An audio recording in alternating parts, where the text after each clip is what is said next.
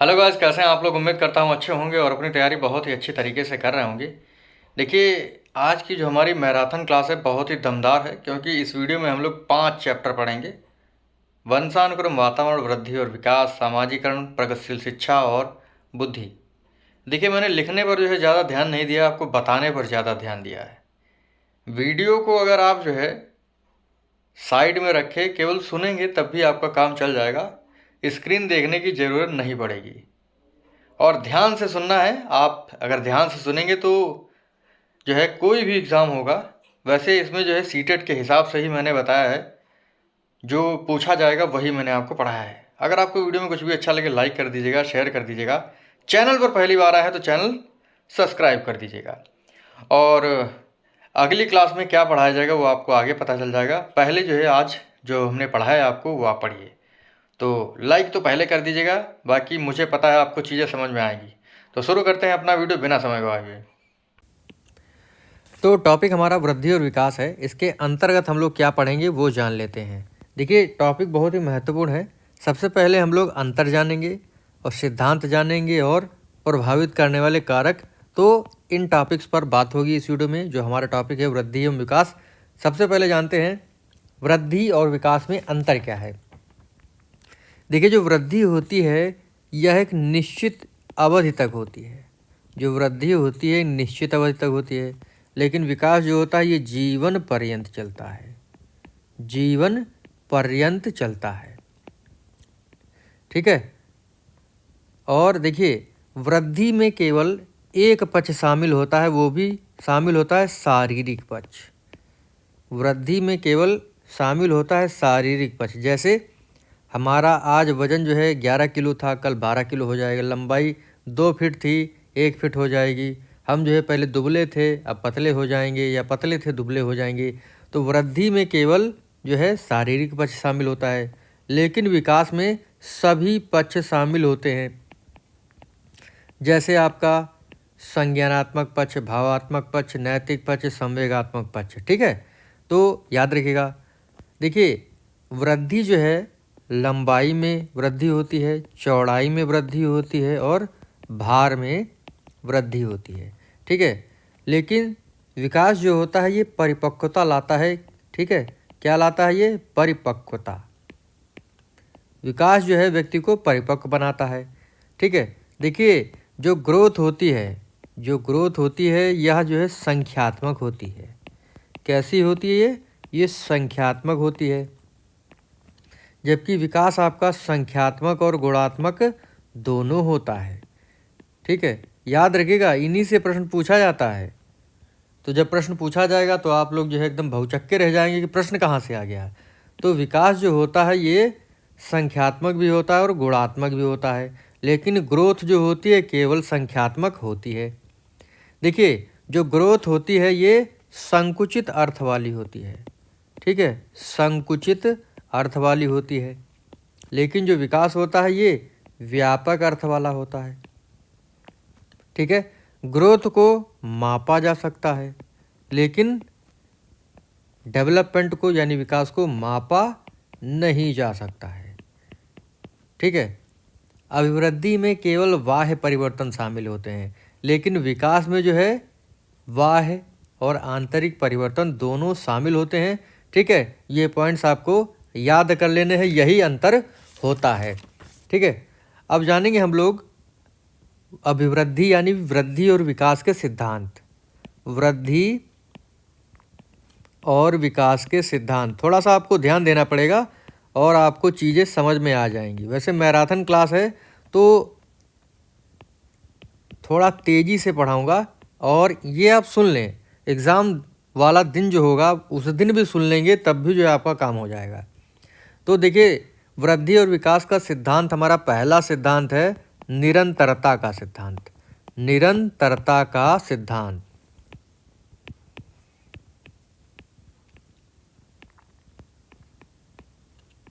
देखिए, ये होता क्या है। विकास जो है निरंतर चलने वाली प्रोसेस है। विकास क्या है? निरंतर चलने वाली एक प्रक्रिया है। यह कभी तीव्र होता है और कभी मंद होता है, ठीक है। प्रारंभ के 3 वर्ष में विकास की गति तीव्र होती है, बाद में मंद पड़ जाती है। ठीक है, इस चीज़ को आप लोग ध्यान रखिएगा। तो निरंतरता का सिद्धांत जो है कि विकास निरंतर चलने वाली प्रोसेस है। दूसरा सिद्धांत है वैयक्तिक विभिन्नता का सिद्धांत।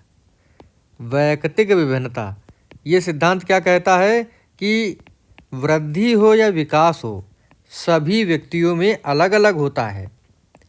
भाई, सभी व्यक्तियों का जो फिजिक होता है, शरीर होता है, सोचने की क्षमता होती है, ठीक है, वो सब अलग अलग होती है। इसी वजह से वैयक्तिक भिन्नता का सिद्धांत कहता है कि व्यक्ति अपनी क्षमता के अनुसार अलग अलग जो है वृद्धि और विकास करता है। यह आपका दूसरा सिद्धांत हो जाता है। वैयक्तिक भिन्नता मतलब एक आदमी दूसरे आदमी से अलग होगा और उसकी वृद्धि और विकास भी अलग अलग होगा। ठीक है, हमारा अगला जो सिद्धांत है, ये सिद्धांत है चक्राकार प्रगति का सिद्धांत। चक्राकार प्रगति का सिद्धांत। देखिए, जो विकास होता है ये रेखीय नहीं होता है, ये चक्रीय होता है। यही पूछा जाता है एग्जाम में कि विकास जो है रेखीय नहीं होता है, चक्रीय होता है। ठीक है, तो इस तरीके से याद रखिएगा। देखिए, विकास की गति चक्राकार होती है। विशेष अवधि के दौरान विकास प्रगति करता है, लेकिन इस अवधि में जो है विशेष अवधि के दौरान जो है क्या होता है, विकास प्रगति करता है, लेकिन इस अवधि में समायोजन के लिए विराम भी करता है। यानी विकास जो होता है ये चक्रीय होता है, लेकिन कुछ समय के लिए यह विराम भी करता है। इस चीज़ को आप लोग ध्यान रखिएगा।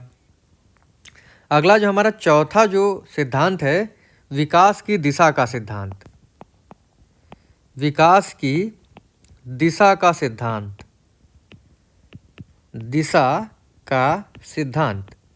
देखिए, इसमें बताया गया है कि विकास होता कैसे है, विकास की दिशा क्या होती है। तो मैं आपको बता दूं, सबसे पहला पॉइंट होता है मस्त बोधमुखी सिद्धांत। मस्त बोधमुखी सिद्धांत। मस्त मतलब आपका मस्तक यानी शरीर। देखिए, इसमें जो विकास की दिशा होती है ये सिर से पैर की ओर होती है। विकास की जो दिशा होती है सिर से पैर की ओर होती है, और इसे सिफेलोकार्डुअल भी कहते हैं। क्या कहते हैं इसे?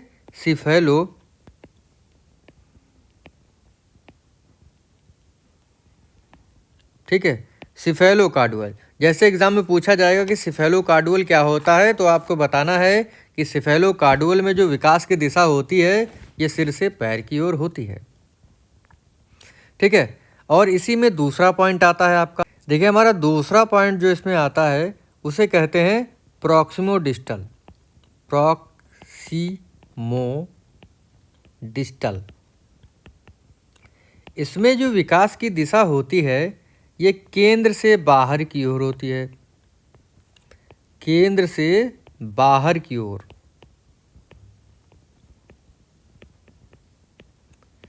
यानी कहने का मतलब ये है कि जो हमारी मेरुरज्जु है, बैकबोन है, तो विकास जो है यहाँ से शुरू होता है और फिर बाहरी अंगों की ओर जो है जाता है। जैसे विकास शुरू हुआ, फिर हमारे हाथों में गया, फिर उंगलियों में गया।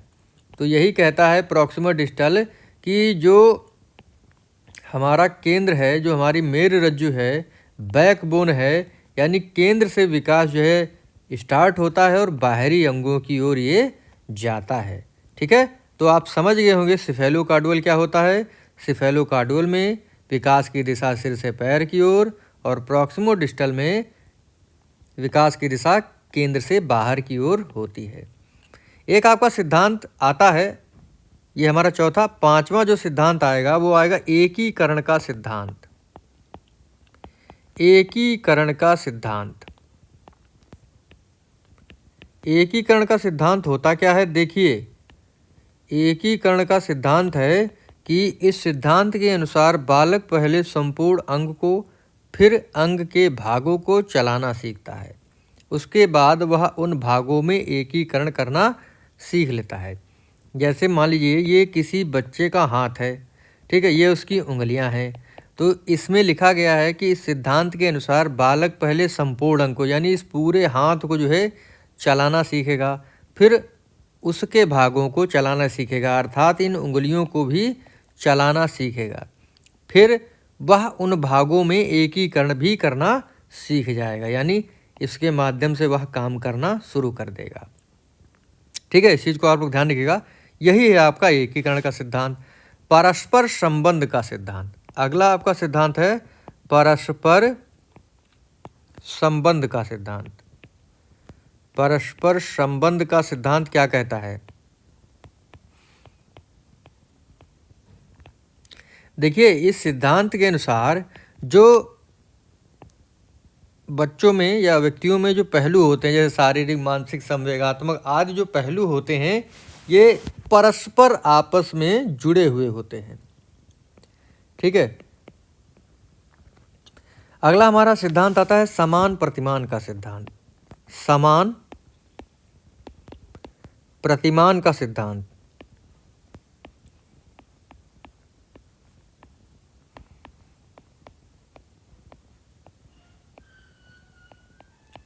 समान प्रतिमान का सिद्धांत, इसमें क्या होता है कि जो व्यक्ति या जानवर या कोई भी जो है जल जीव है, वह अपने शारीरिक बनावट के अनुसार ही बड़ा होगा।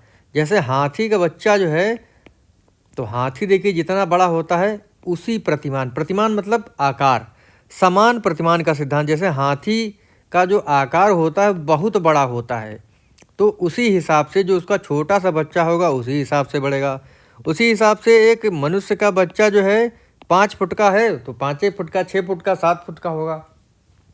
देख, मतलब उसका जो प्रतिमान है, मतलब समाज में जिस हिसाब से उसकी लंबाई, चौड़ाई, हाइट है, उसी हिसाब से बढ़ता है। ठीक है, तो यही होता है समान प्रतिमान का सिद्धांत। ठीक है, तो ये चीज़ें ध्यान रखिएगा।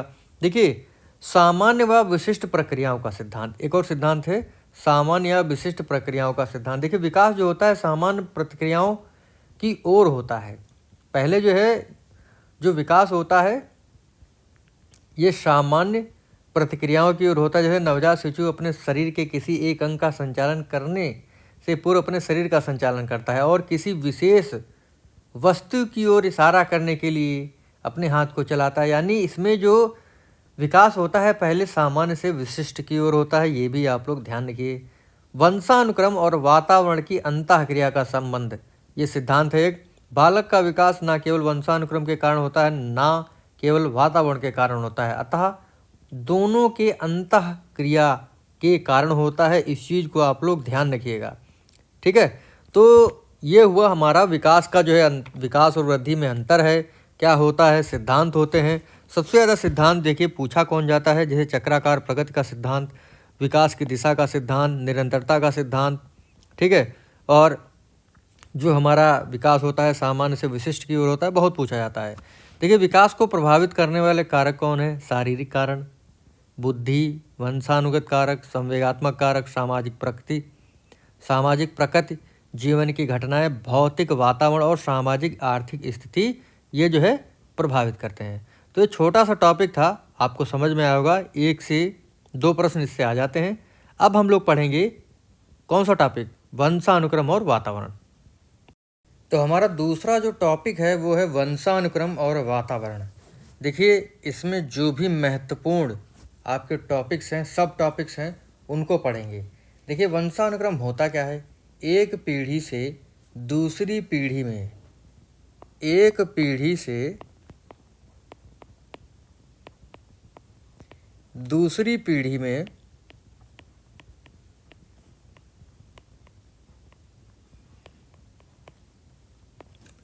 शारीरिक तथा मानसिक गुणों का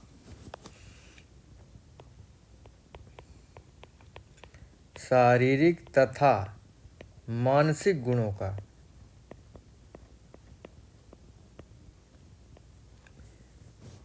का जाना या हस्तांतरण होना क्या कहलाता है? वंशानुक्रम कहलाता है। ठीक है, इसको आप लोग याद रख लीजिए। अगला हमारा पॉइंट है कि वंशानुक्रम का निर्धारण जो है कौन करता है। वंशानुक्रम का निर्धारण जो है कौन करता है, का निर्धारण जो है जीन करते हैं।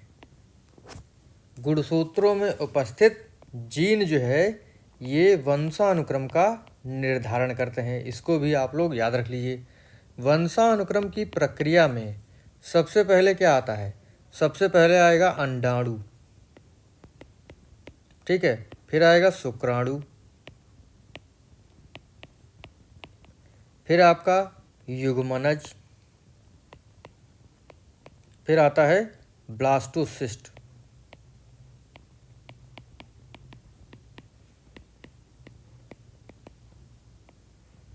ये प्रोसेस जो है ये ऐसे ही आपको याद करनी है। एग्ज़ाम में कभी कभी क्रम से लगाने को आ जाती है, या क्रम से लगा हुआ 4 ऑप्शन होंगे, चारों में जो है उल्टा फुल्टा दिया होगा, लेकिन ये क्रम जिसमें होगा वही आपका जो है एकदम सही होगा, ठीक है। तो आप लोग जो है इस क्रम को जरूर याद रखिए। अंडाणु, शुक्राणु, युग्मनज और ब्लास्टोसिस्ट। देखिए जीन जो होते हैं वो 2 प्रकार के होते हैं, सभी को पता होगा, जीनोटाइप और फिनोटाइप। जीनोटाइप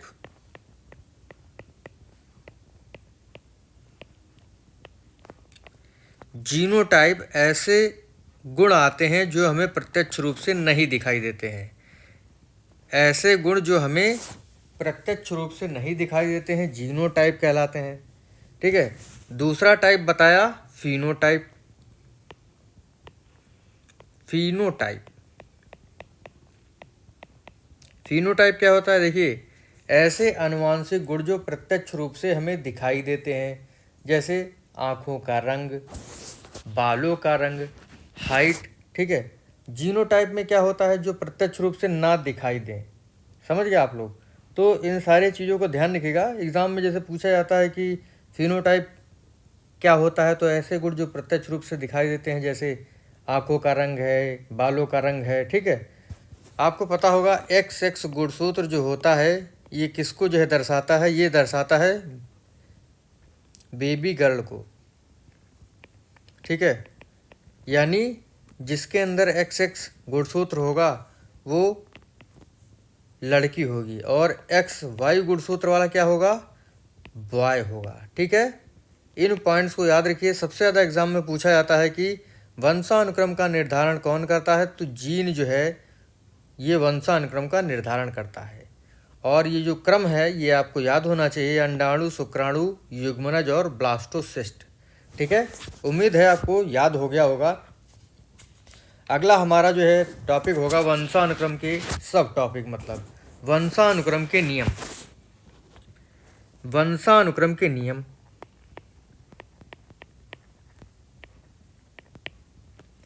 वंशानुक्रम के नियम पहले हम लोग जानेंगे। इसके 3 नियम हैं। 3 नियम है, आपको याद होना चाहिए। देखिए समानता का नियम, विभिन्नता का नियम और प्रत्यागमन का नियम। कौन कौन से नियम है, समानता का नियम।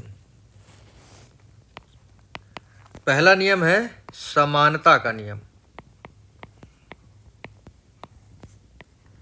समानता का नियम।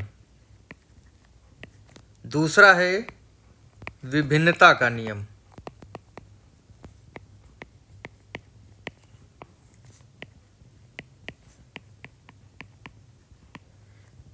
एग्जाम में हो सकता है पूछे कि वंशानुक्रम का निम्न में से कौन सा नियम नहीं है, तो आप जो है बताएंगे कि ये 3 नियम हैं। अगर चौथा कोई उल्टा भुल्टा दे दे, ठीक है, तो आप उसको जो है टिक करेंगे कि ये नहीं होगा। तो प्रत्यागमन का नियम,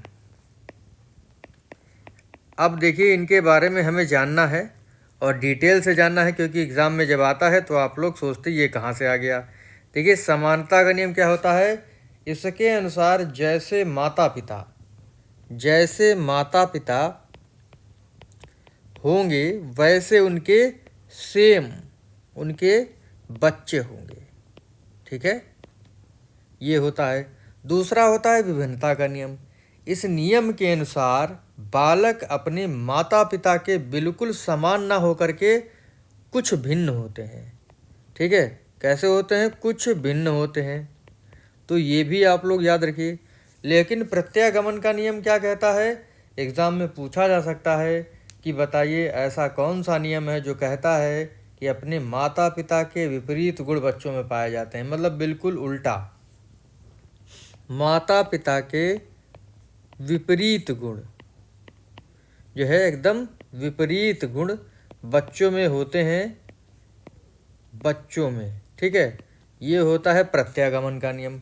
बहुत प्रतिभाशाली माता पिता के बच्चे कम प्रतिभाशाली होने की प्रवृत्ति और बहुत निम्न कोटि के माता पिता के बच्चे कम निम्न कोटि होने की प्रवृत्ति ही प्रत्यागमन का नियम को दर्शाती है। मतलब कुछ भी हो सकता है, जैसे पता चला तेज तर्रार जो माता पिता हैं उनके बच्चे जो एकदम जो है लीजी पैदा हों, या कम जो है बुद्धि के जो माता पिता हैं उनके ज़्यादा बुद्धि के बच्चे पैदा हों। तो समानता का नियम, माता पिता और उनके बच्चे एक जैसे। विभिन्नता का नियम, बच्चे जो होते हैं अपने माता पिता से कुछ भिन्न होते हैं। लेकिन प्रत्यागमन का नियम कहता है बच्चे अपने माता पिता के एकदम विपरीत। ठीक है, तो उम्मीद है आपको ये समझ में आ गया होगा। अब हम लोग जानेंगे वंशानुक्रम का सिद्धांत। बहुत सारे सिद्धांत हैं, तो सिद्धांत जान लेते हैं। वंशानुक्रम के सिद्धांत।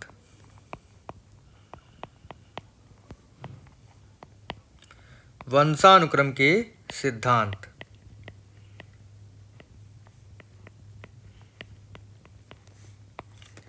देखिए, एक एक को हम लोग डिटेल से जानेंगे। जैसे पहला जो है इनका सिद्धांत है बीज कोश की निरंतरता का सिद्धांत। पहला सिद्धांत है बीज कोश की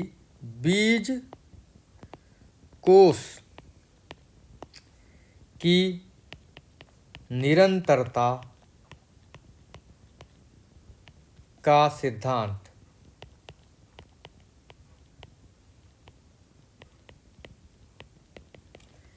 देखिए, बीज कोश की निरंतरता का जो सिद्धांत है ये किसने दिया है?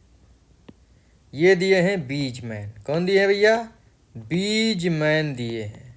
ठीक है, ये क्या कहते हैं? देखिए, इन्होंने बताया कि बच्चे को जन्म देने वाला बीज कोश जो होता है वो कभी जो है नष्ट नहीं होता है और पीढ़ी दर पीढ़ी यह आगे बढ़ता रहता है।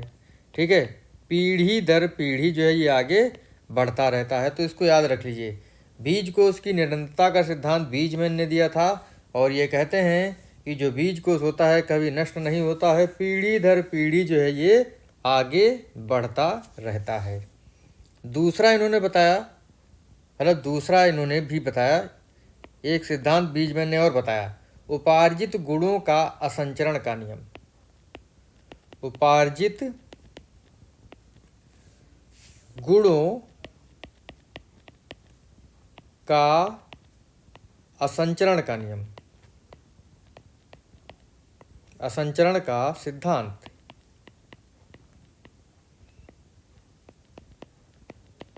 ये भी किसने दिया? ये दिए थे बीजमैन महोदय। ये भी बीजमैन ने दिया। ठीक है, ये कहते हैं क्या है कि अर्जित गुणों का एक पीढ़ी से दूसरी पीढ़ी में स्थानांतरण नहीं होता है, ये होता है असंचरण। यानी एक पीढ़ी से दूसरी पीढ़ी में ना जाना। तो उपार्जित गुणों का एक पीढ़ी से दूसरी पीढ़ी में स्थानांतरण नहीं होता है, यानी जो गुण जो हमें प्राप्त होते हैं वो दूसरी पीढ़ी में नहीं जाते हैं। तो ये कौन कहते हैं? ये बीजमैन महोदय कहते हैं। लेकिन लैमार्क ने जो है इसके विपरीत एक सिद्धांत दिया, उपार्जित गुणों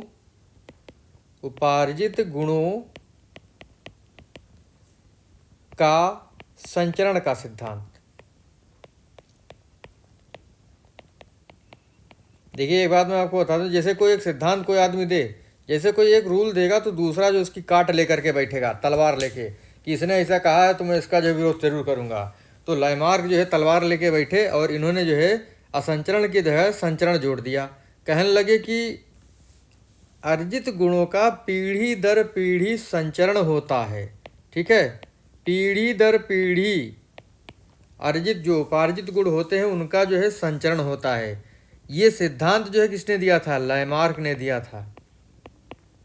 एग्जाम में पूछ दिया कि बताइए भैया उपार्जित गुणों का जो संचरण का सिद्धांत है वो किसने दिया था? तो आप जो है बगले नहीं झाँकेंगे, आपको जो है याद होगा कि सर ने क्या बताया था कि जब असंचरण का नियम बीज में ने दिया था, तलवार लेके लैमार्क बैठे थे, वो कहने लगे ना ऐसा नहीं होगा भैया, ऐसा हो ही नहीं सकता, जो गुण हैं वो पीढ़ी दर पीढ़ी जाते हैं। ठीक है, तो उपार्जित गुणों का संचरण का जो सिद्धांत है ये लैमार्क महोदय ने दिया था। अगला देखिए हमारा जो सिद्धांत है ये है जीव सांख्यिकी का सिद्धांत। कौन सा सिद्धांत? जीव सांख्यिकी का सिद्धांत। सांख्यिकी का सिद्धांत ये भैया किसने दिया? ये दिए थे गाल्टन महोदय। ये किसने दिया था? ये दिए थे गाल्टन। ठीक है, गाल्टन क्या कहते हैं कि बालकों में गुणों का हस्तांतरण केवल माता पिता से ना होकर के पूर्वजों से भी होता है। बालकों में या बालकों में गुणों का ट्रांसफर जो होता है ये केवल माता पिता से न होकर के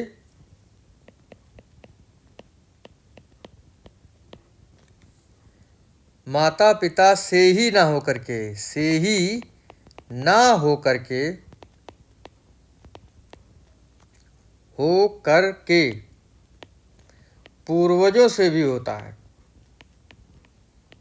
पूर्वजों से भी होता है। जैसे हमारे घर में क्या कहें, हम लोग घर में क्या कहेंगे, अरे कि नाक जो है अपनी दाई के हिसाब से रहे, मतलब मम्मी पापा पर नहीं गए है, दाई बाबा पर यहाँ गई है। तो जीव सांख्यिकी का सिद्धांत वही कहता है, गाल्टन कहते हैं कि जो बच्चों में गुण होते हैं वो केवल माता पिता से ही नहीं होकर के आते हैं, पूर्वजों से भी होकर के आते हैं। ठीक है, अगला जो हमारा सिद्धांत है मेंडल का सिद्धांत।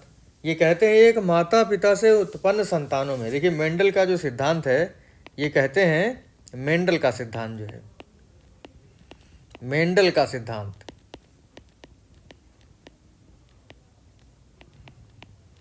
देखिए मेंडल का जो सिद्धांत है ये कहते हैं एक माता पिता से उत्पन्न संतानों में भिन्नता पाई जाती है, यानी बच्चे जो पैदा होते हैं उसमें भिन्नता पाई जाती है। ठीक है, और इन्होंने जो है सफ़ेद चूहों और मटर पर प्रयोग किया था। अब उसको जो है बायोलॉजी में तो पढ़ना नहीं है, तो इतना आप लोग याद रख लीजिए। ठीक है, तो ये हमारा वंशानुक्रम और वातावरण में जो वंशानुक्रम जो इसमें सब टॉपिक्स थे, उसमें एक चीज़ और है कि वंशानुक्रम को प्रभावित कौन कौन करता है। वंशानुक्रम को बालक पर वंशानुक्रम का प्रभाव, वंशानुक्रम का जो है बालक पर क्या प्रभाव पड़ता है? देखिए मूल प्रवृत्तियों पर भी प्रभाव पड़ता है। जो मूल प्रवृत्तियाँ होती हैं वो हमें अपने पेरेंट्स से मिलती हैं। शारीरिक जो लक्षण होते हैं वो भी जो है वंशानुक्रम से जुड़े हुए होते हैं।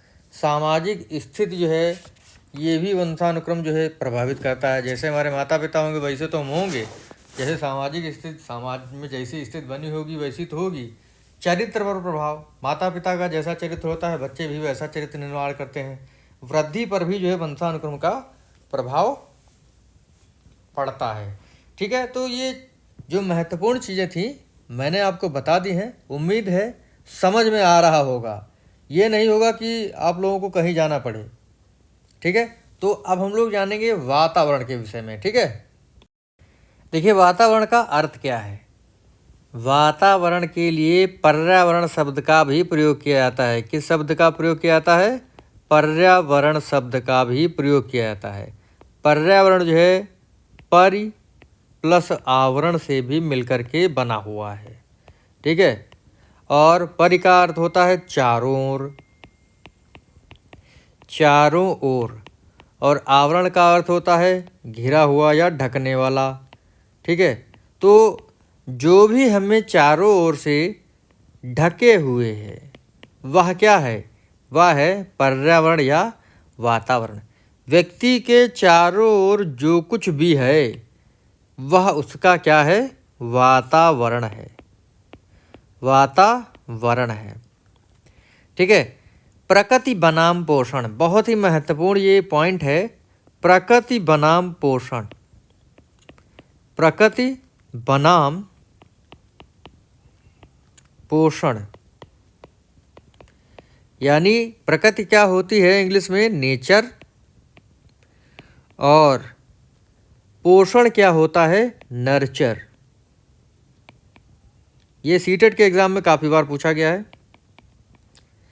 कि प्रकृति बनाम पोषण में प्रकृति जो है आनुवांशिकता को दर्शाती है या वातावरण को, पोषण वातावरण को दर्शाता है या आनुवांशिकता को। तो आइए मैं आपको बताता हूँ। देखिए, प्रकृति जो नेचर है ये दर्शाता है आनुवांशिकता को। ये किसे दर्शाएगा? आनुवांशिकता को, यानी हेरिडिटी को दर्शाएगा।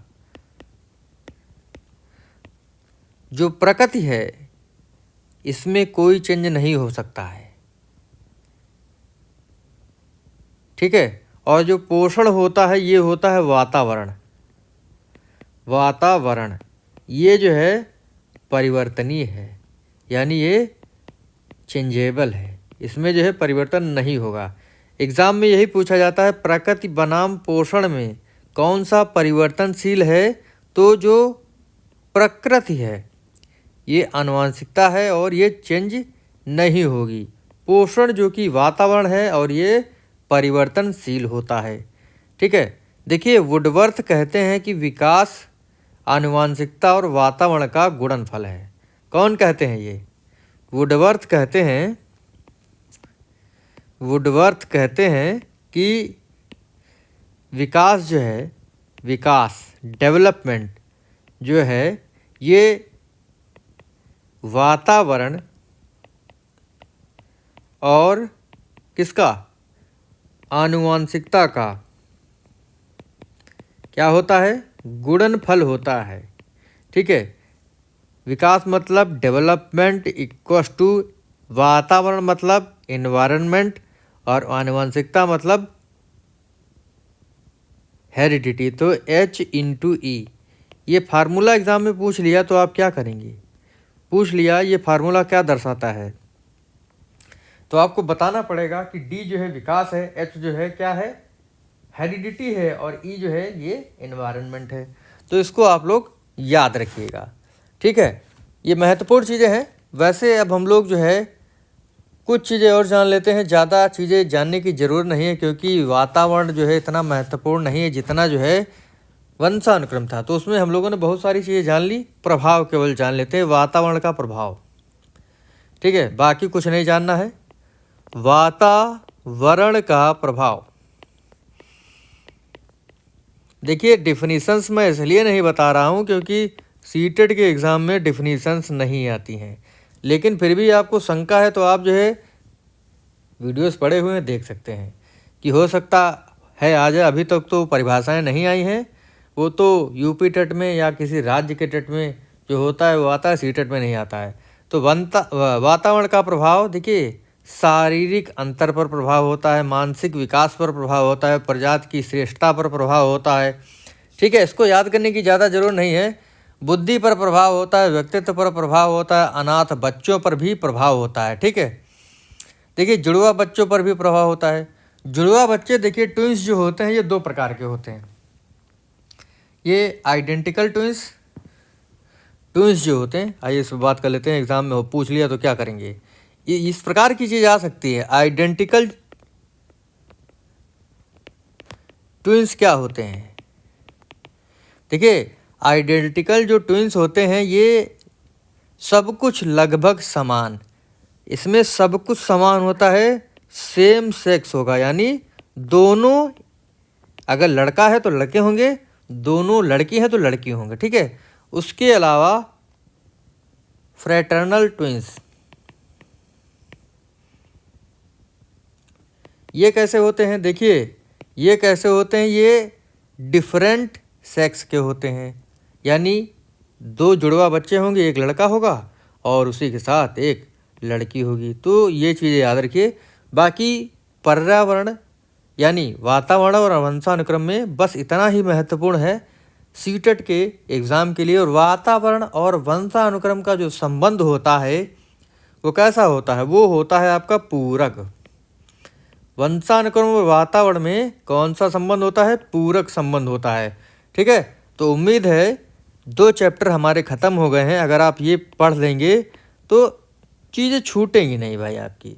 अगर ध्यान से नहीं पढ़ेंगे तो चीज़ें छूट जाएंगी, आपको दिक्कत होगी। जैसे बहुत बार पूछा गया है कि वंशानुक्रम का निर्धारण कौन करता है? जीन करते हैं। ठीक है, तो इन सारी चीज़ों को आप लोग ध्यान रखिएगा। अब पढ़ेंगे हम लोग कौन सा चैप्टर? सामाजीकरण, सोशलाइजेशन। उम्मीद नहीं, पूरी आशा है कि आपको जो है मैंने जो 2 चैप्टर पढ़ाए हैं, वंशानुक्रम, वातावरण और वृद्धि और विकास, अच्छे से समझ में आया होगा। देखिए, एक सफल होने के लिए सबसे ज़्यादा ज़रूरी है कि आप अभ्यास करें और प्रयास जो है बार बार करें, तभी आप सफल होंगे।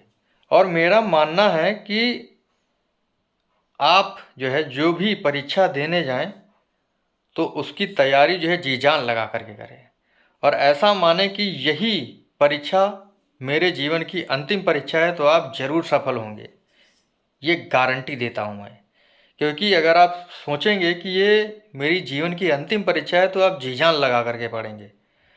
तो जी जान लगा के पढ़िए, आप सफल जरूर होंगे। तो आगे के जो चैप्टर हैं उनको पढ़ लेते हैं, फिर मिलते हैं आपसे बाद में। तो हमारा जो टॉपिक है ये है सामाजिकरण। सामाजिकरण होता क्या है? देखिए, समाज में रह करके और समाज के मूल्यों से परिचित होना, वही होता है सामाजिकरण। सामाजिकरण ऐसी प्रक्रिया है जिसके द्वारा मानव को सामाजिक सांस्कृतिक संसार से परिचित कराया जाता है। कौन से संसार से? सामाजिक और सांस्कृतिक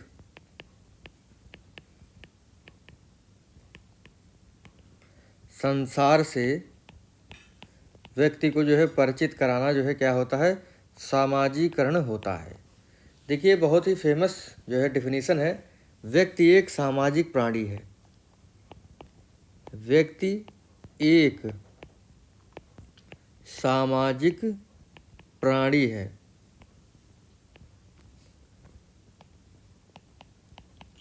यह कथन किसका है? यह कथन जो है ये है कथन अरस्तु महोदय का। किसका भैया? अरस्तु महोदय का है। बहुत ही इम्पोर्टेंट ये परिभाषा हो सकता है कथन में आ जाए, पूछ लिया जाए कि निम्न में से कौन सा कथन सही नहीं है, तो यहाँ पर अरस्तु की जगह गाल्टन दे देगा या अन्य कोई 4 परिभाषाएं दे देगा, उसमें से जो है ये परिभाषा होगी। ठीक है, हो सकता है 4 परिभाषाएं दे दे, बताए, पूछे आपसे कि बताइए कौन सा ऑप्शन सही है, ये सही हो बाकी 3 गलत हो, तो इसको याद रखिएगा। ठीक है, देखिए सामाजिकरण के प्रकार क्या होते हैं। सामाजिकरण के प्रकार जो है 2 प्रकार होते हैं। पहला प्रकार होता है प्राथमिक सामाजिकरण। प्राथमिक सामाजिकरण। प्राथमिक सामाजिकरण क्या होता है? देखिए, समाज का लघु रूप जो है परिवार है। इसमें हम सामाजिकरण का आधार प्राप्त करते हैं, यानी जहाँ पर हमारा सबसे पहले सोशलाइजेशन होता है उसे जो है प्राथमिक सामाजिकरण कहते हैं। ठीक है, और जैसे हमारा परिवार जो है, जो फैमिली है, यहाँ पर जो है हमारा क्या होता है? पहला जो है सामाजिकरण होता है।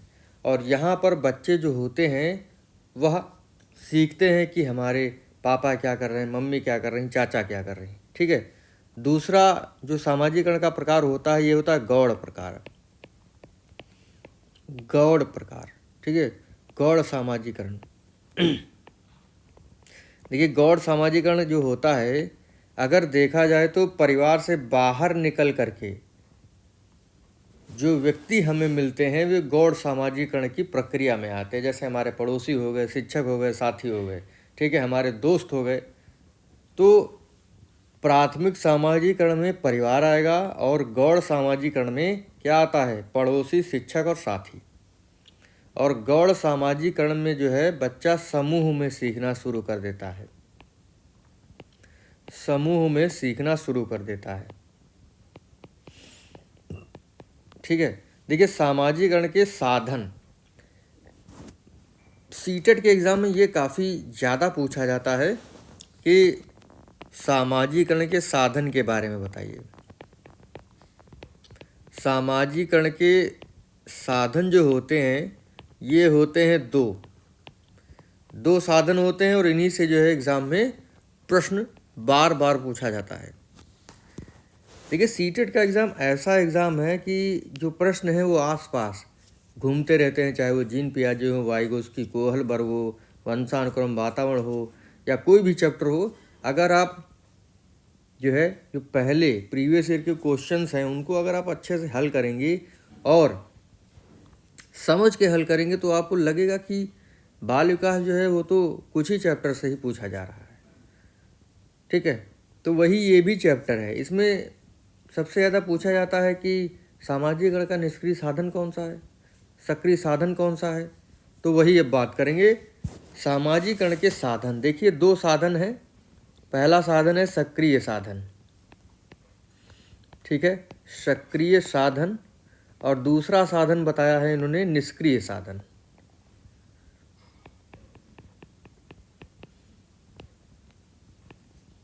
देखिए सक्रिय साधन क्या होता है, सक्रिय क्या होता है, सक्रिय साधन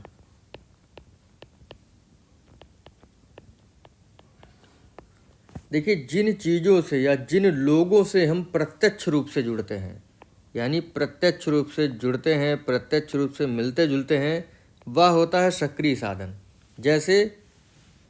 जैसे आपका परिवार हो गया, ठीक है, परिवार में आपके माता पिता भाई बहन जो भी हों, वो पड़ोसी, ठीक है, अध्यापक आदि, यानी जिनको हम प्रत्यक्ष रूप से मिलते हैं ना, जिनको हम प्रत्यक्ष रूप से जो है महसूस करते हैं, वो होते हैं सक्रिय साधन।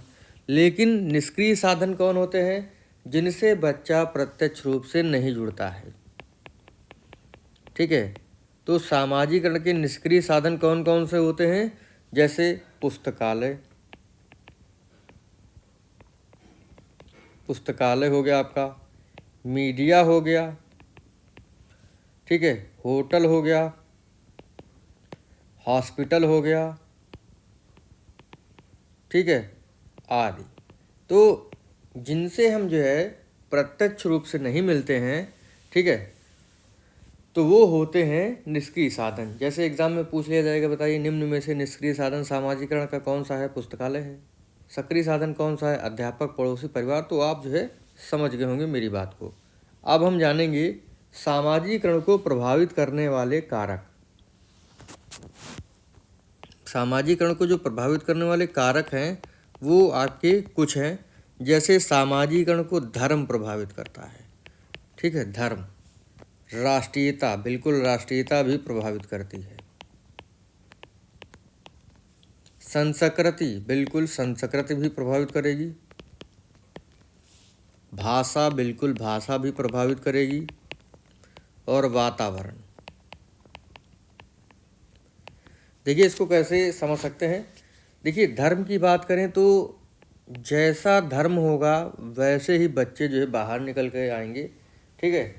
और राष्ट्रीयता, नेशनलिटी, अगर आप भारत देश में रह रहे हैं तो आप जो है अलग प्रकार की जो है आपका सामाजिकरण होगा। पाकिस्तान में रह रहे हैं तो अलग प्रकार का होगा, यूरोप में रह रहे हैं तो अलग प्रकार का होगा। इसी प्रकार से संस्कृत भी है, धर्म भी है, भाषा, जिस हिसाब की आपकी भाषा होगी उसी हिसाब से आपका सामाजिकरण होगा आपके बच्चे का या आपका। अगर आपकी भाषा अच्छी है तो अच्छा होगा, खराब है तो खराब है। इंग्लिश अगर आपने जो है भाषा सीखी है तो आपका समाज जो है इंग्लिश से ही जुड़ा हुआ होगा। वातावरण, जैसा वातावरण होगा वैसा ही सामाजिकरण होगा, वैसी ही वेशभूषा होगी, ठीक है। सामाजिकरण का शिक्षा में महत्व क्या होता है, अब जान लेंगे महत्व। देखिए जैसा समाज होगा वैसे ही बच्चे में गुण आएंगे। तो कक्षा 1 तो कक्षा जो है एक सामाजिकरण का छोटा सा रूप है तथा टीचर को भी आदर्श रूप में रहना चाहिए ताकि बच्चे अच्छे गुणों को सीख सकें। देखिए, सामाजिकरण जो है, सामाजिकरण की प्रोसेस जो होती है ये माहौल पे डिपेंड करती है या वातावरण पे डिपेंड करती है। मैंने आपको बताया ना, ये जो कारक हैं यही जो है वातावरण को जो है या समाज को जो है एक नई दिशा देते हैं। तो जैसा आप करेंगे वैसे आपके बच्चे भी करेंगे। इसी वजह से टीचर को जो है जब आप किसी क्लास में पढ़ाने जाएं तो अच्छी तरीके से तैयार होकर के जाएं। एग्ज़ाम में यही पूछा जाता है महत्व, कि सामाजिकरण का महत्व क्या होता है।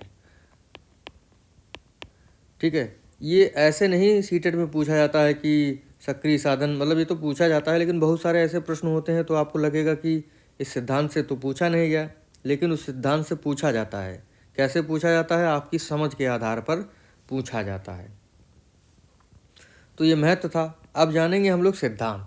सामाजिकरण के सिद्धांत क्या होते हैं, सोशलाइजेशन के सिद्धांत क्या होते हैं। सामाजिकरण के सिद्धांत, देखिए, कूले का स्वदर्पण का सिद्धांत, ये महत्वपूर्ण है। कूले का स्वदर्पण सिद्धांत,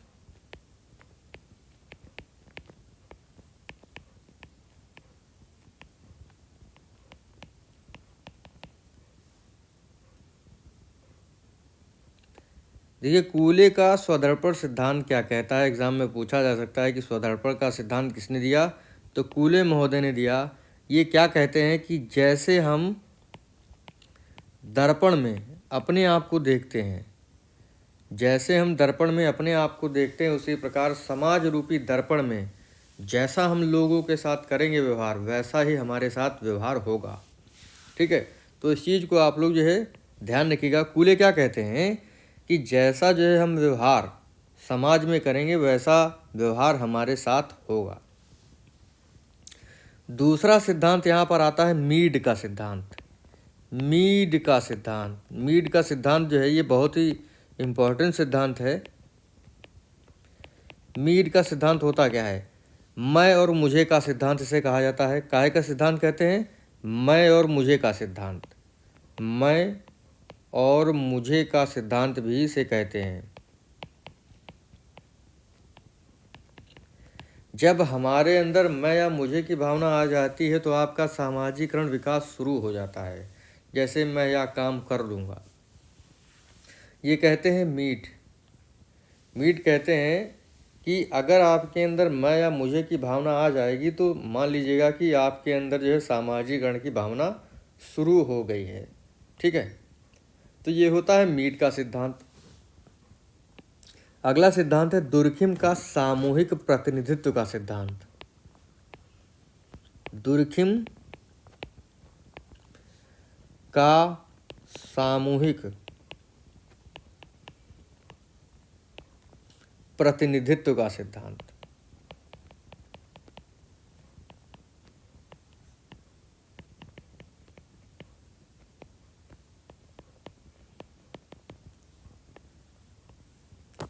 देखिए, ये होता क्या है, प्रत्येक समाज के अपने नियम और कायदे कानून होते हैं।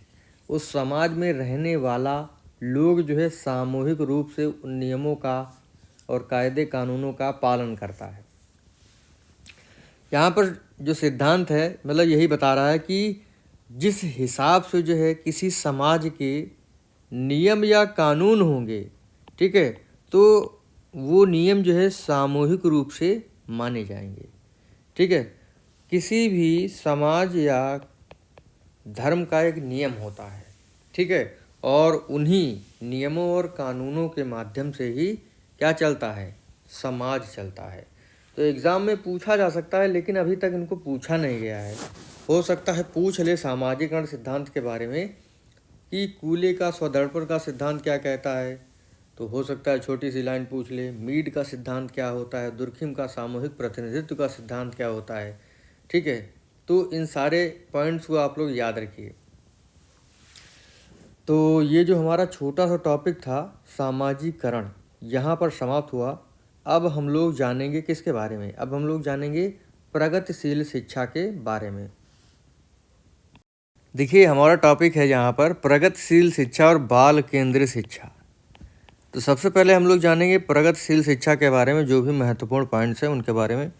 देखिए प्रगतिशील शिक्षा होती क्या है। प्रोग्रेसिव एजुकेशन, देखिए बच्चों को रुचि और अभिवृद्धि के अनुसार शिक्षा देना। बच्चों को उनकी रुचि और अभिवृत्ति के अनुसार जो है एजुकेशन देना क्या होता है, प्रगतिशील शिक्षा कहलाता है। ये नहीं कि अपने पास से कुछ भी पढ़ाने लगो। अगर आप अपने पास से पढ़ाने लगेंगे टीचर के रूप में, टीचर हैं मान लीजिए, आप जो है कक्षा 1 में जो है गणित के बड़े बड़े सवाल पढ़ाने लगे, गुणा भाग के सवाल पढ़ाने लगे, तो आप जो है असफल रहेंगे। तो बच्चों को उनकी रुचि, अभिवृत्ति और उनके स्तर के अनुसार जो है पढ़ाना क्या होता है, प्रगतिशील शिक्षा कहलाता है। देखिए प्रगतिशील शिक्षा के जनक जो हैं ये हैं जॉन डीवी महोदय। कौन है? John Dewey.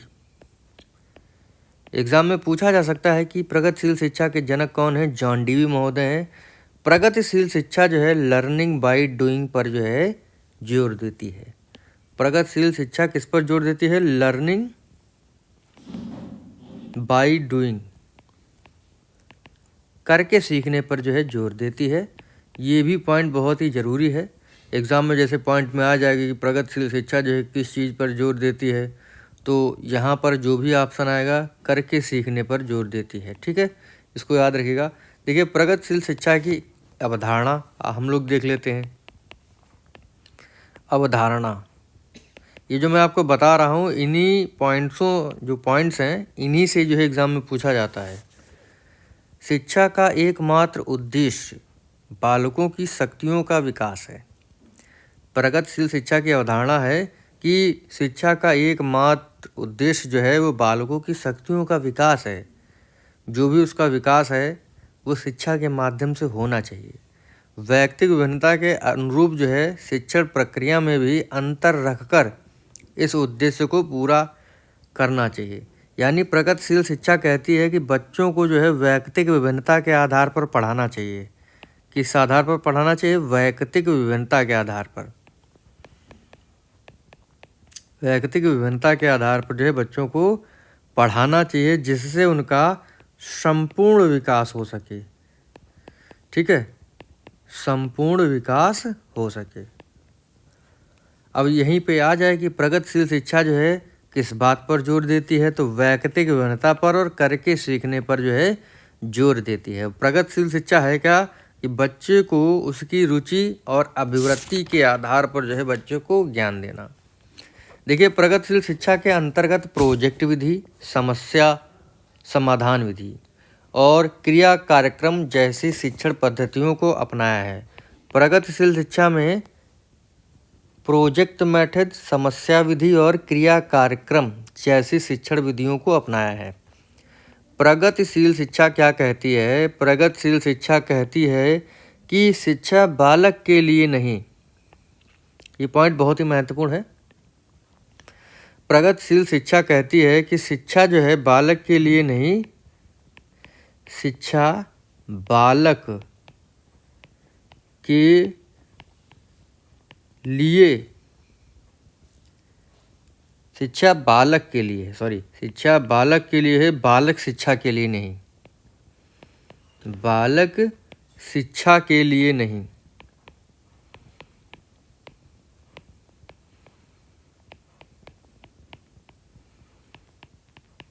मतलब क्या कि जो एजुकेशन है वो बच्चे के लिए बनी हुई है, ठीक है, लेकिन बालक जो है ये शिक्षा के लिए नहीं बना हुआ है।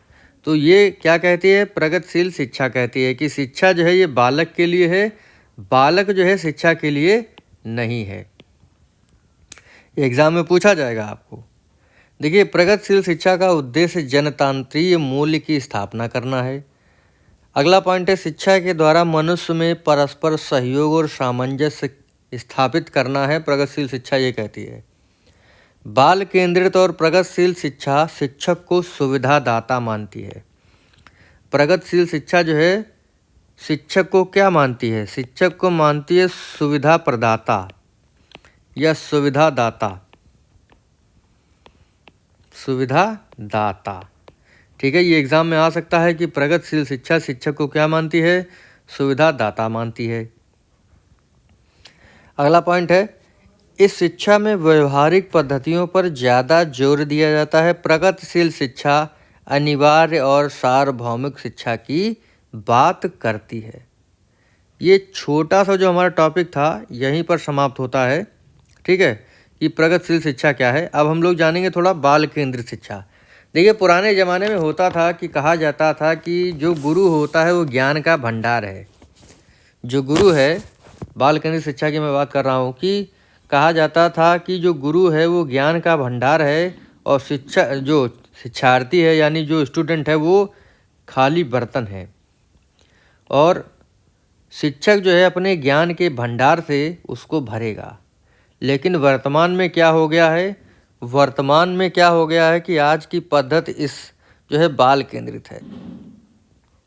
इसमें प्रत्येक बालक की ओर से अलग अलग ध्यान दिया जाता है। पिछड़े एवं मंद बुद्धि तथा प्रतिभाशाली बालकों के लिए शिक्षा का विशेष पाठ्यक्रम देने का प्रावधान किया गया है।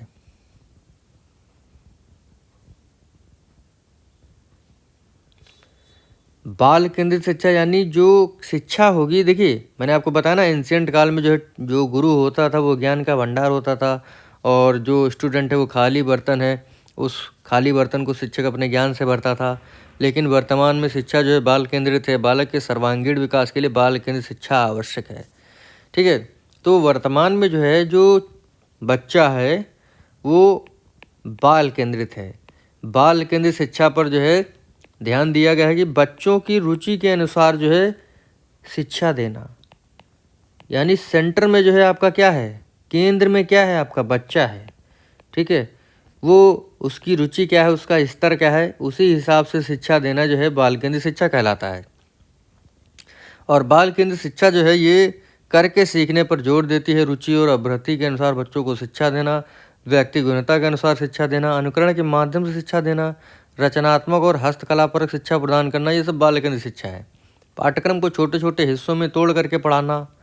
बालक की शिक्षा उद्देश्यपरक हो, निदानात्मक और उपचारात्मक शिक्षण आवश्यक है।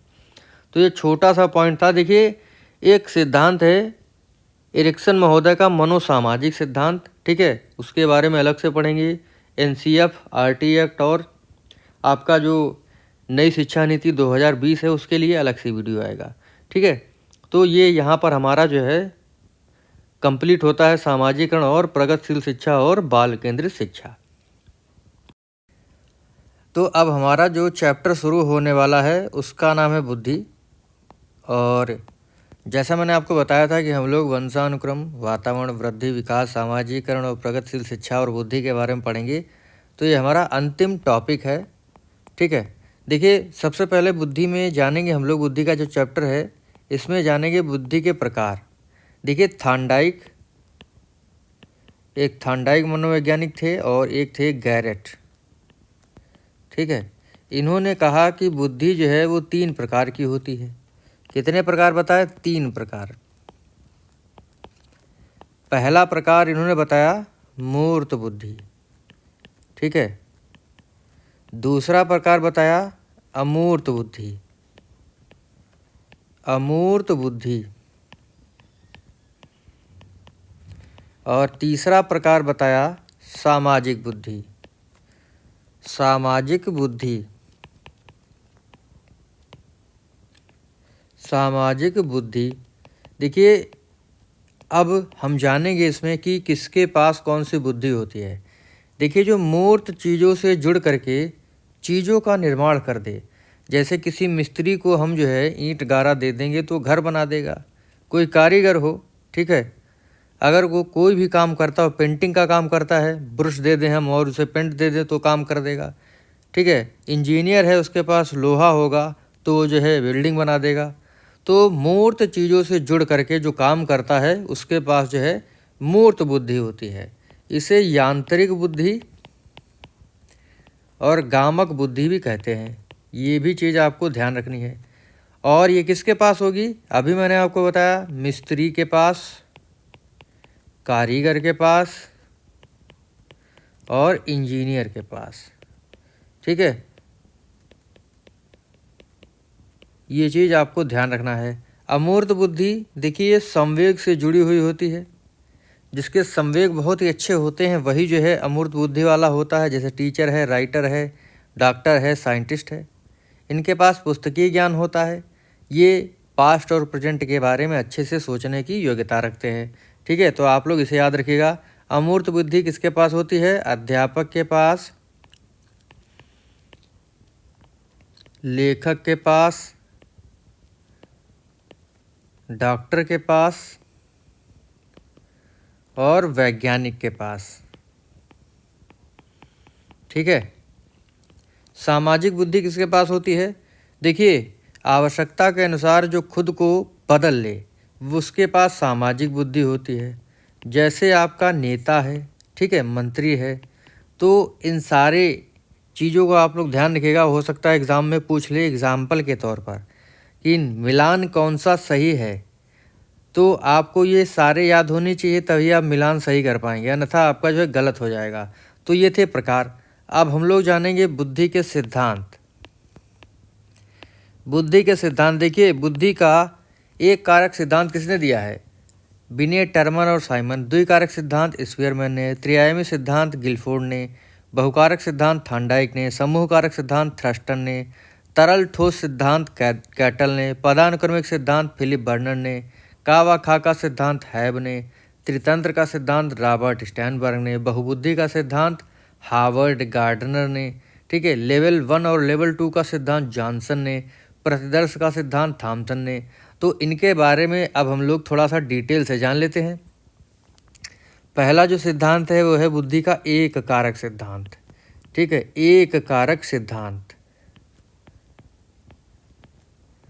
देखिए, अल्फ्रेड बिने ने जो है बुद्धि का एक तत्व बताया।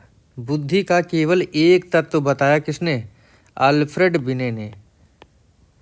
अल्फ्रेड बिने ने जो है बुद्धि का केवल एक तत्व बताया। ठीक है, और इनके सहयोगी थे टर्मन और स्टर्न। देखिए, एक तत्व सिद्धांत कहता है कि बुद्धि का केवल एक तत्व होता है, एक तत्व, और यह तत्व जो होता है ये सामान्य तत्व होता है। ठीक है, और यह सिद्धांत निरंकुशवादी सिद्धांत भी कहलाता है। उसी प्रकार से हमारा दूसरा सिद्धांत है बुद्धि का द्विकारक सिद्धांत। बुद्धि का द्विकारक सिद्धांत जो है ये दिए हैं स्पीयरमैन। कौन दिए हैं? स्पीयरमैन दिए हैं। ये कहते हैं बुद्धि के दो कारक होते हैं। ठीक है, एक होता है सामान्य तत्व और एक होता है विशिष्ट तत्व। देखिए, इन्होंने बताया कि बुद्धि के जो है कितने तत्व होते हैं? बुद्धि के दो तत्व होते हैं। एक होता है सामान्य तत्व यानी जनरल फैक्टर, और एक होता है स्पेशल फैक्टर। जनरल फैक्टर जो है ये होता है आपका जन्मजात, लेकिन स्पेशल फैक्टर जो होता है ये होता है आपका अर्जित किया हुआ।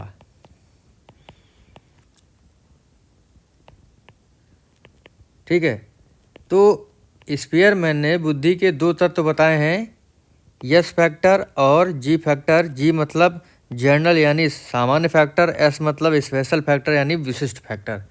ये कहते हैं कि बच्चे में जन्मजात रूप से सारी योग्यताएं प्राप्त करने का जो है गुण होता है। जैसे वो डॉक्टर भी बन सकता है, टीचर भी बन सकता है, राजनेता भी बन सकता है, वैज्ञानिक भी बन सकता है। ठीक है, लेकिन जैसे जैसे उसकी उम्र बढ़ती है उसकी रुचि के अनुसार जो है वह एक विशेष क्षेत्र अर्जित करने लगता है। सामान्य रूप से उसके अंदर जो है सब कुछ बनने का गुण होता है, लेकिन जैसे जैसे वो बड़ा होता है उसके अंदर डॉक्टर बनने का भी गुण हो जाता है।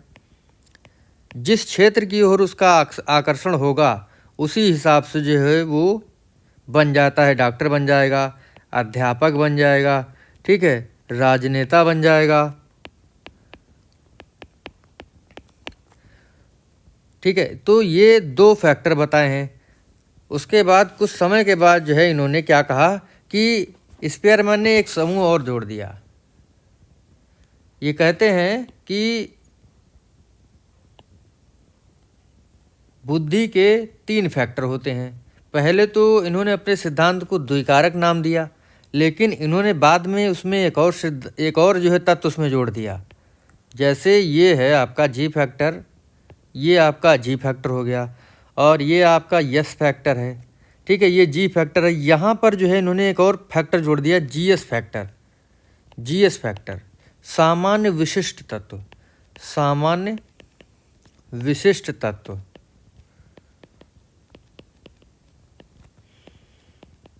ठीक है, ये कहते हैं जब हम देखिए हमारे अंदर जन्मजात रूप से हर क्षेत्र में जाने की क्षमता होती है, लेकिन हम किसी विशेष क्षेत्र की ओर अपनी रुचि के अनुसार जो है बढ़ते हैं।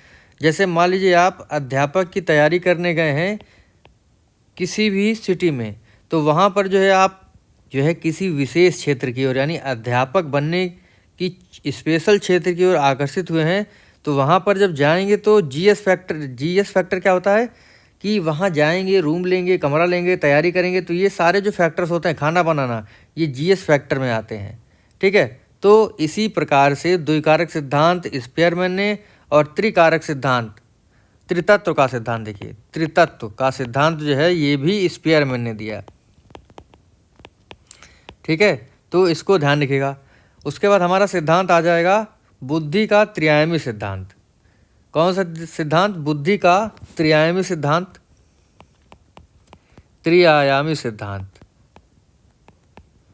देखिए बुद्धि के जो है बहुत सारे आयाम होते हैं, इस चीज़ को आप लोग ध्यान रखिएगा।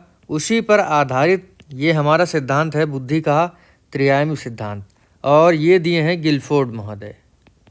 ठीक है, कौन दिए हैं? गिलफोर्ड दिए हैं। कब दिए थे? 1967 में। इन्होंने बुद्धि के 3 आयाम बताए, संक्रिया, विषय वस्तु और उत्पाद। ठीक है, संक्रिया को इंग्लिश में ऑपरेशन कहते हैं, विषय वस्तु को कंटेंट कहते हैं। ठीक है, ये पहला शब्द जो है उसका डिनोट कर रहा हूँ मैं। उत्पाद को प्रोडक्ट कहते हैं। ठीक है, इसे पी से डिनोट करते हैं। देखिए संक्रिया क्या होती है? समस्या समाधान के लिए जिस मानसिक क्रिया से व्यक्ति को गुजरना पड़ता है वह आपकी संक्रिया होती है, और समस्या समाधान के लिए जो भी सामग्री आवश्यक होती है वह विषय वस्तु होती है, और समस्या समाधान के लिए जिस रूप में सूचनाएं प्राप्त होती हैं वह होता है उत्पाद।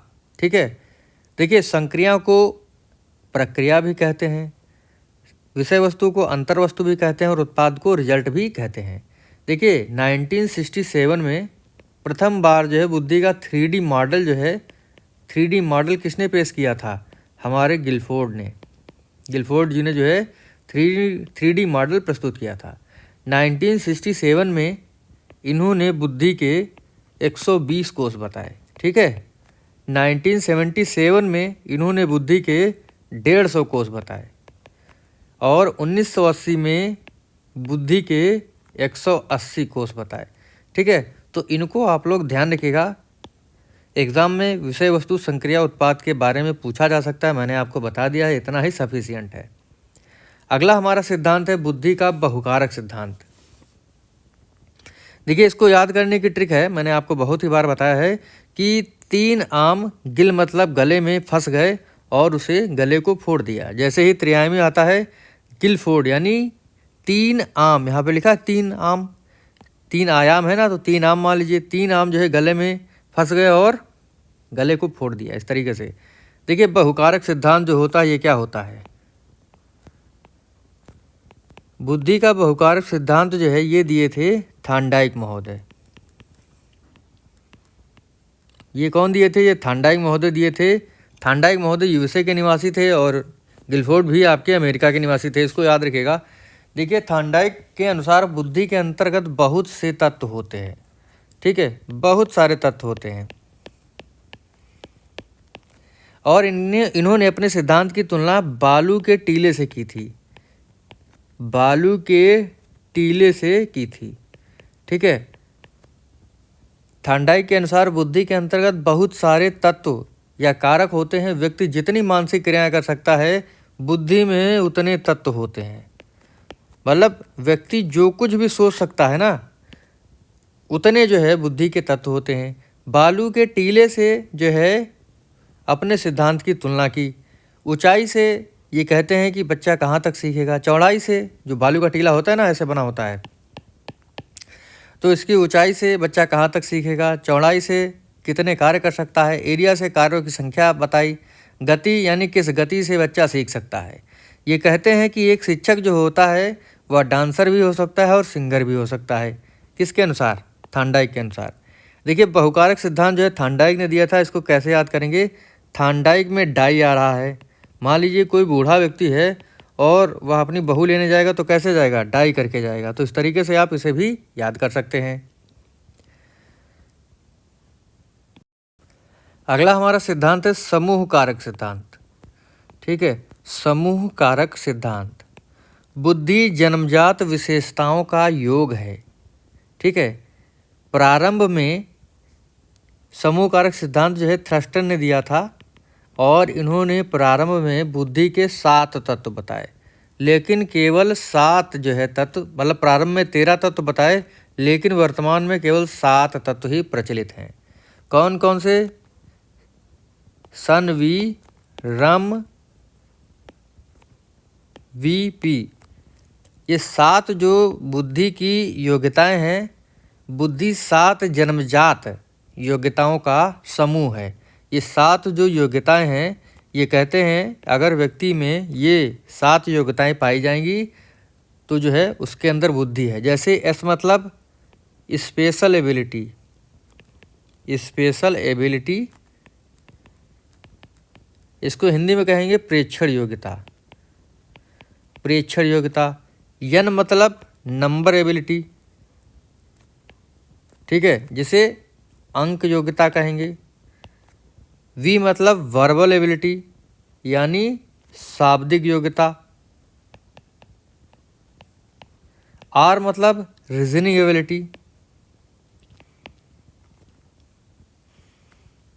आर मतलब यहाँ पे होगा रीजनिंग एबिलिटी।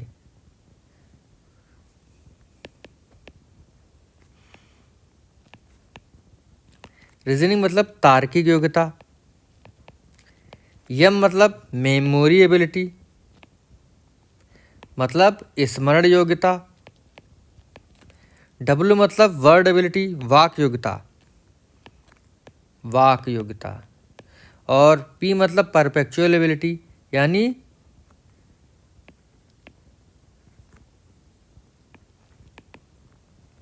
ये होता है आपका पर्यवेक्षण योग्यता।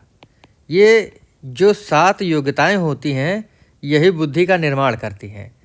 तो थ्रस्टन महोदय ने 1938 में जो है बुद्धि का सिद्धांत दिया। 1938 में। ये भी यूएसए के निवासी थे। इनकी पुस्तक थी प्राइमरी मेंटल एबिलिटी, प्राथमिक मानसिक योग्यता। इसमें इन्होंने कुल 13 तत्व बताए, लेकिन वर्तमान में केवल 7 तत्व ही प्रचलित है। ये जो मैंने आपको बताया ना, एस मतलब स्पेशल एबिलिटी प्रेक्षण योग्यता, एन मतलब नंबर एबिलिटी अंक योग्यता, वी मतलब वर्बल एबिलिटी शाब्दिक योग्यता, आर मतलब रीजनिंग एबिलिटी, एम मतलब मेमोरी एबिलिटी स्मरण योग्यता, डब्ल्यू मतलब वर्ड यानी वाक योग्यता, पी मतलब परपेचुअल एबिलिटी पर्यवेक्षण योग्यता। ये जो योग्यताएं होती हैं, यही जो है क्या है, यही जो है 7 योग्यताएं जो हैं ये जन्मजात होती हैं और इनका समूह जो है बुद्धि कहलाता है। यही कहा है थ्रस्टन महोदय ने। अगला हमारा सिद्धांत है तरल ठोस सिद्धांत। तरल ठोस सिद्धांत जो है ये दिए हैं आपका कौन? आरबी कैटल। तरल ठोस सिद्धांत जो है ये दिए हैं आरबी कैटल महोदय। ये कहते हैं जो तरल बुद्धि होती है वो जन्मजात होती है और ठोस बुद्धि जो होती है वो अर्जित होती है। ठीक है, इतना ध्यान रखिएगा। पदानुक्रमिक सिद्धांत क्या होता है? यह सिद्धांत कहता है कि बच्चा जो होता है क्रम से सीखता है। पहले जो है का खा खा मतलब छोटा बड़ा सीखेगा, फिर ना और लाल नल 2 अक्षर जोड़ेगा, फिर 3 अक्षर जोड़ेगा। ठीक है, तो बच्चा जो है वो क्रम से सीखता है और जो है सामान्य से विशिष्ट की ओर जो है इसकी बुद्धि कार्य करती है। ठीक है, तो इसे भी आप लोग ध्यान रखिएगा। और का व खा का सिद्धांत भी जो है इसी पर आधारित है। तो ज़्यादा जो है आपको ध्यान रखना है कि बुद्धि के बहुत सारे आयाम होते हैं। ठीक है, इस चीज़ को आप लोग ध्यान रखिएगा। देखिए बुद्धि लब्धि आईक्यू जो है, आईक्यू का जो फार्मूला है ये टर्मैन ने दिया था। टर्मैन ने 1916 में दिया था। और आईक्यू बराबर क्या होता है, MA/CA इंटू 100। ठीक है, आईक्यू होता है इंटेलेक्चुअल क्यूसेंट। आई बराबर क्या होता है, आईक्यू बराबर क्या होता है, इंटेलेक्चुअल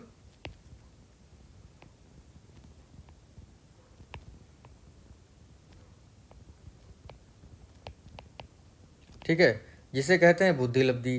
MA बराबर क्या होता है, मेंटल एज, मानसिक आयु। CA क्या होता है, क्रोनोलॉजिकल एज।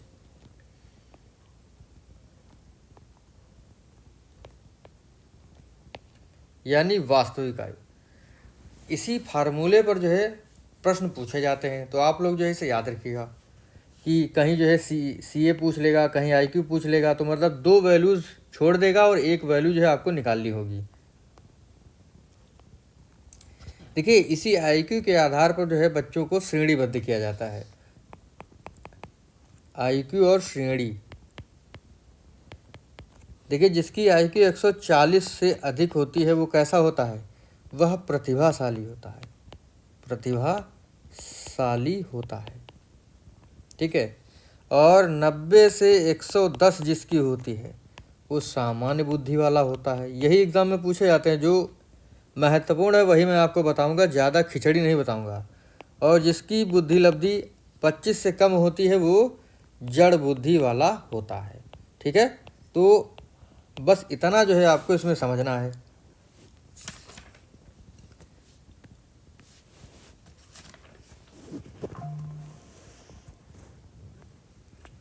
देखिए थोड़ा जान लेते हैं व्यक्तिगत परीक्षण और सामूहिक बुद्धि परीक्षण में अंतर क्या होता है।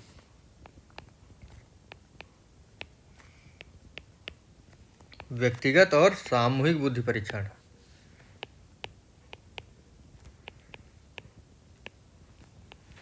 सामूहिक बुद्धि परीक्षण।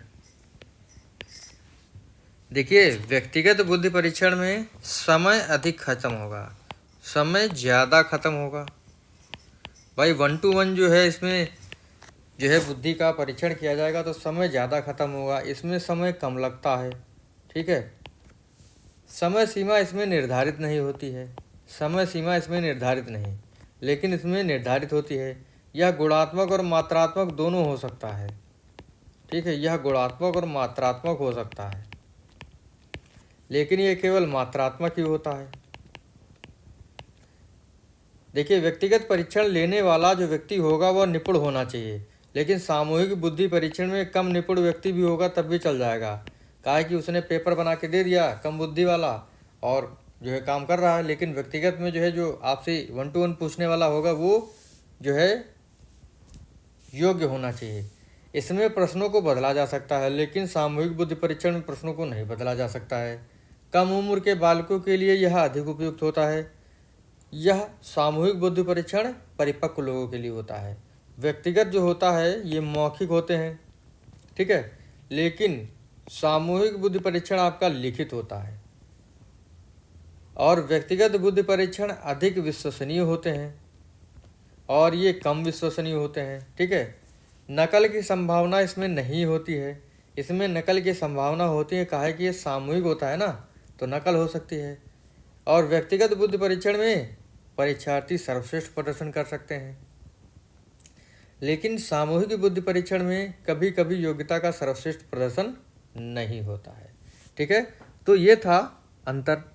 अब हम लोग पढ़ लेते हैं बहुत ही महत्वपूर्ण सिद्धांत है बहुबुद्धि का सिद्धांत।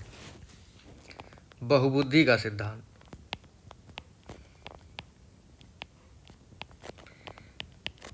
देखिए इसको तो हम लोगों ने काफ़ी डिटेल से पढ़ा है, लेकिन मैं आपको सरसरी एक निगाह से बता दूंगा इसके बारे में। देखिए बहुबुद्धि का सिद्धांत जो हार्वर्ड गार्डनर ने दिया था, हार्वर्ड गार्डनर ने दिया था। ठीक है, इन्होंने प्रारंभ में बुद्धि 7 प्रकार की बताई, लेकिन बाद में इसमें एक 8वीं बुद्धि जोड़ दी और एक 9वीं बुद्धि जोड़ दी। 8वीं बुद्धि इन्होंने जो है सन 1998 में जोड़ दी और सन 2000 में 9वीं बुद्धि जोड़ दी। 8वीं बुद्धि इन्होंने प्रकृतिवादी बुद्धि बताई और नवी बुद्धि उन्होंने अस्तित्ववादी बुद्धि बताई। ठीक है, ये कहते हैं कि जो बुद्धि होती है यानी ये जो 9 बुद्धियां हैं ये स्वतंत्र रूप से कार्य करती हैं और एक दूसरे को प्रभावित नहीं करेंगी। ये स्वतंत्र रूप से कार्य करेंगी और एक दूसरे को इफेक्ट नहीं करती हैं। ये कहते हैं, जैसे यहाँ पर जो है एक छोटा सा उदाहरण आता है कि मान लीजिए किसी भी व्यक्ति का एक्सीडेंट हो जाए और इन्होंने बताया कि जितनी बुद्धि हैं शरीर के उतने ही, शरीर के नहीं मस्तिष्क के उतने भाग हैं। ठीक है, उतने भाग हैं। जैसे मान लीजिए एक्सीडेंट हो जाता है और यहाँ पर जो है उसकी जो प्राकृतिक बुद्धि है वो नष्ट हो जाए, यानी किसी कारणवश जो है वो दब जाती है तो नष्ट हो जाए, तो उसकी बाकी जो बुद्धियां हैं वो बची रहेंगी क्योंकि ये स्वतंत्र रूप से कार्य करती हैं। ठीक है, इस चीज़ को आप लोग ध्यान रखिएगा। देखिए हम लोग जानेंगे इसमें 8 प्रकार की बुद्धियां कौन कौन सी होती हैं। देखिए पहली बुद्धि इन्होंने बताई भाषाई बुद्धि। पहली बुद्धि बताई भाषाई बुद्धि। भाषाई बुद्धि किसके पास होती है? वर्बल लिंग्विस्टिक इंटेलिजेंस, जिसके पास भाषा का अच्छा ज्ञान होता है, जैसे लेखक, कवि और वक्ता। दूसरी बुद्धि उन्होंने बताई तार्किक गणितीय बुद्धि। तार्किक गणितीय बुद्धि।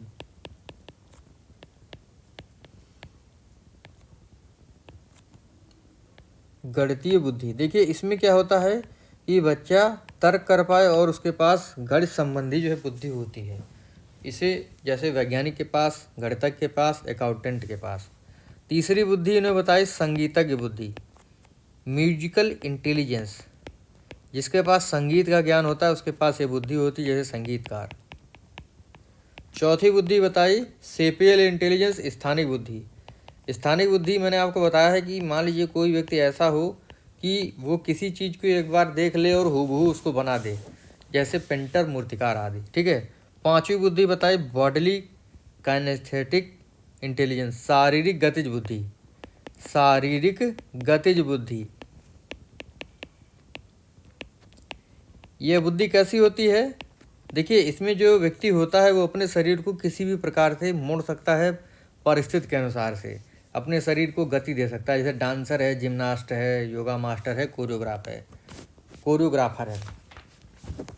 उसके बाद आपका आता है अंतर्वैयक्तिक बुद्धि, इंटरपर्सनल इंटेलिजेंस, जो कि बहुत ही महत्वपूर्ण है। इंटरपर्सनल इंटेलिजेंस, इंटरपर्सनल इंटेलिजेंस, देखिए दूसरों को अच्छे से समझता है, उसके पास जो है इंटरपर्सनल इंटेलिजेंस, अंतर्वैयक्तिक बुद्धि पाई जाती है। जैसे राजनेता, डॉक्टर, परामर्शदाता, अध्यापक और आपके माता पिता। सातवीं बुद्धि बताई गई इंट्रोपर्सनल इंटेलिजेंस, अंतरावैयक्तिक बुद्धि। ठीक है, इसमें क्या होता है? ये आत्मबोधन बुद्धि कहलाती है। इसमें जो व्यक्ति होता है वह स्वयं पर जो है कंट्रोल रखता है, जैसे योगी और संत। आठवीं बुद्धि बताई गई इसमें प्रकृतिवादी बुद्धि, जो नेचर से जुड़ा हुआ होता है उसके पास प्रकृतिवादी बुद्धि होती है, जैसे किसान, जीव व वनस्पति वैज्ञानिक। उसके बाद अगली बुद्धि बताई गई अस्तित्ववादी बुद्धि, जैसे दार्शनिक और चिंतक। ठीक है, शिक्षा में बहुबुद्धि के सिद्धांत का उपयोग है कि व्यक्ति की वन्यता के आधार पर बच्चों को पढ़ाना चाहिए और कई तरीके से पढ़ाना चाहिए। इनके जो है सिद्धांत की आलोचना थोड़ा देख लेते हैं। आलोचना, देखिए आलोचना क्या है? ये कहते हैं ये जो इनका जो सिद्धांत है, जो बहुबुद्धि का सिद्धांत है, यह रिसर्च बेस्ड नहीं है। मन में जितने आया बुद्धि बता दी। No lab testing, lab testing भी नहीं है। जैसे मान लीजिए लैब टेस्टिंग कर ही नहीं सकते हैं भाई, इतना डेंजर जो है ये उदाहरण देते हैं। ये कहते हैं कि एक बुद्धि अगर नष्ट हो जाएगी तो सारी बुद्धियाँ बची रहेंगी। मान लीजिए ये बुद्धि जो है इस पर हम लोग 2-4 ईंटें मार दें तो ये बची रहेगी? नहीं बची रहेगी। तो ये जो है लैब टेस्ट में जो है ये फेल होता है। नेचुरल टेस्ट नहीं है यहाँ पे। अंतः संबंध इन्होंने बुद्धि में नहीं बताया, लेकिन बुद्धि में अंतः संबंध होता है। जैसे किसी को गणित अच्छी आ रही है तो गणित की बुद्धि जो है फिजिक्स में भी काम आती है। तो देखिए जुड़ा हुआ है नहीं। मनचाहा जितनी बुद्धि बता दी, जो बुद्धियाँ बताई है वो टैलेंट है। ठीक है, टैलेंट है वो, बुद्धियाँ नहीं है। जैसे भाषा आना, संगीत का ज्ञान, ये एबिलिटी है, ये बुद्धि नहीं है। अन्य लोगों के अनुसार जी फैक्टर जो है इसमें नहीं बताया गया, सामान्य फैक्टर नहीं बताया, एकदम विशिष्ट फैक्टरों की बात की गई। जैसे भाषा बुद्धि किसके पास होगी, तार्किक की बुद्धि किसके पास होगी, ये एकदम जो स्पेशल फैक्टर है। अगला हमारा जो सिद्धांत है ये है त्रितंत्री सिद्धांत। इसमें मैं कुछ भी नहीं लिखूंगा, सीधे आपको बताऊंगा। त्रितंत्री सिद्धांत जो है रॉबर्ट स्टर्नबर्ग ने दिया। रॉबर्ट स्टर्नबर्ग कहते हैं कि बुद्धि वह योग्यता है जिसमें व्यक्ति अपने पर्यावरण के प्रति अनुकूलन करता है, अपने तथा अपने समाज और संस्कृति के उद्देश्यों की पूर्ति हेतु पर्यावरण के कुछ पक्षों का चयन करता है और उन्हें परिवर्तित करता है। इन्होंने 3 प्रकार की बुद्धियां बताई: घटकी बुद्धि, आनुभाविक बुद्धि और सांदर्भिक बुद्धि। ठीक है, देखिए घटकी बुद्धि को एनालिटिकल इंटेलिजेंस या कंपोनेंशियल इंटेलिजेंस कहते हैं। घटकी बुद्धि में व्यक्ति समस्या समाधान के लिए प्राप्त सूचनाओं का विश्लेषण करता है। इस बुद्धि को धारण करने वाला विश्लेषणात्मक और आलोचनात्मक ढंग से सोचता है। आनुभविक बुद्धि सृजनात्मक बुद्धि के नाम से जानी जाती है। इसे एक्सपीरियंशियल इंटेलिजेंस भी कहते हैं। ठीक है, इसे क्रिएटिव इंटेलिजेंस भी कहते हैं। ऐसी बुद्धि जिसके माध्यम से व्यक्ति नई नई चीज़ें, सिद्धांतों का निर्माण करता है, तो ऐसी बुद्धि अनुभविक बुद्धि कहलाती है। सांदर्भिक बुद्धि होती है कॉन्टेक्चुअल इंटेलिजेंस। इसमें व्यक्ति जो होता है पर्यावरण व सिचुएशन के साथ जल्दी अनुकूलन कर देता है, जिसके पास सांदर्भिक बुद्धि होती है। एग्जाम में पूछा जाएगा अनुभविक बुद्धि कैसी है, सृजनात्मक है, घटकी बुद्धि कैसी है, निष्पादनात्मक है। ठीक है, तो इनको आप लोग ध्यान रखिएगा। देखिए, जो संवेगात्मक बुद्धि है, एक पॉइंट आता है संवेगात्मक बुद्धि। संवेगात्मक बुद्धि इसे इमोशनल इंटेलिजेंस कहते हैं। कहा जाता है कि जो इमोशनल इंटेलिजेंस होती है वह व्यक्ति के 80% सफलता में सहायक होती है और 20% जो है आईक्यू सहायक होती है। ठीक है, संवेगात्मक बुद्धि को डेनियल गोलमैन ने सबसे ज़्यादा प्रचलित किया। जब इनकी पुस्तक संवेगात्मक बुद्धिलब्धि से अधिक महत्वपूर्ण क्यों सन 1995 में प्रकाशित हुई थी। सर्वप्रथम संवेगात्मक बुद्धि का प्रयोग 1990 में 2 अमेरिकन जो प्रोफेसर थे, डॉक्टर जॉन मेयर और पीटर सेलो, इन्होंने इसे जो है परिभाषित किया। संवेगात्मक बुद्धि पर जो है 3 मॉडल आते हैं। एबिलिटी मॉडल, जिसे अंतर्वैयक्तिक जो है मॉडल कहा जाता है, ये दिया है जॉन मेयर और पीटर सेलो ने। इसमें दूसरों की भावनाओं को जानना व समझना होता है। जो एबिलिटी मॉडल है, पहला मॉडल इन्होंने बताया एबिलिटी मॉडल। एबिलिटी मॉडल जो कि होता है अंतर्वैयक्तिक। अभी मैंने आपको बताया था अंतर्वैयक्तिक यानी इंटरपर्सनल, जो दूसरों की भावनाओं को अच्छे से समझता है। ठीक है, उसके पास जो है ये बुद्धि होती है। एबिलिटी मॉडल जॉन मेयर और पीटर सेलो ने दिया। ट्रेट मॉडल जो है, ट्रेट मॉडल अंतरावैयक्तिक यानी स्वयं को समझने वाला, ये दिए हैं केवी पेट्रिडस। स्वयं को समझना इसमें होता है। तीसरा बताया मिक्स्ड मॉडल, डेनियल गोलमैन। ये कहते हैं जिसमें दोनों यानी स्वयं को भी समझना और दूसरों को समझने की क्षमता होती है, उसके पास जो है मिक्स्ड मॉडल होता है। संवेगात्मक बुद्धि के 5 जो है तत्व होते हैं: आत्म जागरूकता, आत्म नियंत्रण, आत्म अभिप्रेरण, परानुभूति या सामाजिक कौशल। तो इन पॉइंट्स को आप लोग जो है याद रखिएगा। देखिए, संवेगात्मक बुद्धि की उपयोगिता क्या है कि संवेगात्मक बुद्धि जीवन में जितना सफल होगा, व्यक्ति जीवन में कितना सफल होगा, ये संवेगात्मक बुद्धि के द्वारा भविष्यवाणी की जा सकती है। उसका जीवन सुखमय या शांतिप्रिय बनाने में सहायक होती है संवेगात्मक बुद्धि। विद्यार्थी जीवन में संवेगात्मक बुद्धि का विशेष योगदान होता है। संबंधों में प्रगाढ़ता लाने में संवेगात्मक बुद्धि का बहुत ही महत्व होता है। ठीक है, तो ये जो चीज़ें थी ये जुड़ी हुई हैं, थोड़ी बहुत आपको याद रखना है। हो सकता है इनसे प्रश्न बन जाए। अगर डिटेल से, बहुत ज़्यादा डिटेल से पढ़ना है तो आपको लिंक मैं दे दूँगा बुद्धि चैप्टर का, आप वहाँ से पढ़िएगा। उम्मीद है जितना मैंने आपको समझाने की कोशिश की आपको समझ में आया होगा। देखिए, विशेषताएं क्या होती हैं बुद्धि की, ये पढ़ लेते हैं, उसके बाद ही हमारा चैप्टर ख़त्म हो जाएगा और ये वीडियो भी हमारा ख़त्म हो जाएगा। विशेषताएं क्या है बुद्धि की? जन्मजात होती है बुद्धि, इसमें शक्ति व योग्यता होती है। एक विकासशील एवं परिवर्तन योग्यता है बुद्धि। आयु व सिचुएशन के अनुसार बुद्धि बदलती है। लिंग भेद का प्रभाव बुद्धि पर नहीं पड़ता। बुद्धि पर वंशानुक्रम वातावरण का प्रभाव पड़ता है। सीखने की योग्यता बुद्धि है। समायोजन की योग्यता बुद्धि है। बुद्धि तर्क वितर्क कल्पना चिंतन आदि की शक्ति है। ठीक है, इसको भी आप लोग ध्यान रखिएगा। देखिए, बुद्धि शब्द का सर्वप्रथम प्रयोग गाल्टन ने किया था 1885 में।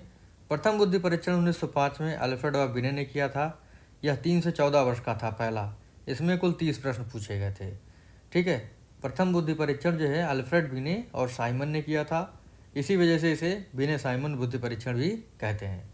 मानसिक आयु शब्द का सर्वप्रथम प्रयोग अल्फ्रेड बिने ने 1980 में किया था। बुद्धि लब्धि का सर्वप्रथम प्रयोग टर्मन ने किया था।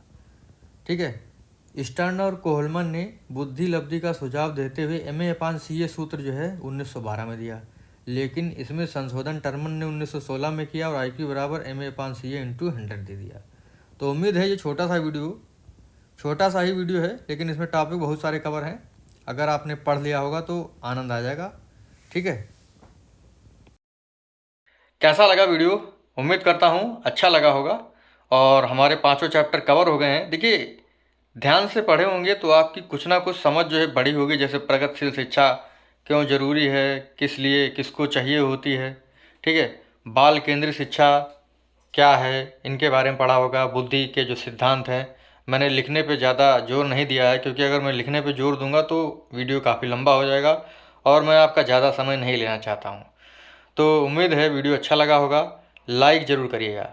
ठीक है, और चैनल पर पहली बार आए तो चैनल सब्सक्राइब कर दीजिएगा, बेल आइकन दबा दीजिएगा, जिससे कि आपको नई वीडियोज़ की नोटिफिकेशन मिलती रहे। मिलेंगे आपसे अगली वीडियो में, तब तक के लिए जय हिंद, जय भारत, थैंक यू।